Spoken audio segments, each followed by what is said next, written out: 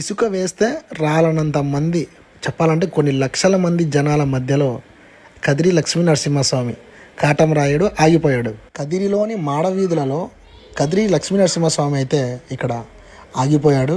కానీ భక్తులు మాత్రం ప్రయత్నిస్తూనే ఉన్నారు ఎర్రటి ఎండలో.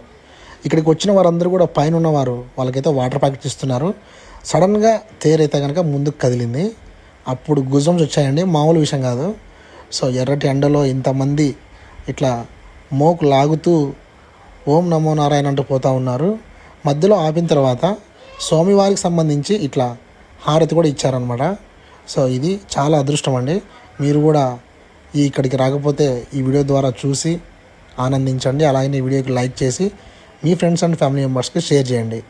భారతదేశంలోని ఆంధ్రప్రదేశ్లో సత్యసాయి జిల్లాలోని కదిరిలో ఉన్న ఈ లక్ష్మీ నరసింహస్వామి రథోత్సవం మొత్తానికైతే అంగరంగ వైభవంగా జరిగింది. అండ్ ఇట్లాంటి మరిన్ని అప్డేట్స్ కోసం మన ఛానల్ చూస్తూనే ఉండండి. మీరు ఫాలో చేసినట్లయితే అప్డేట్స్ అనేవి డైలీ వస్తూనే ఉంటాయి.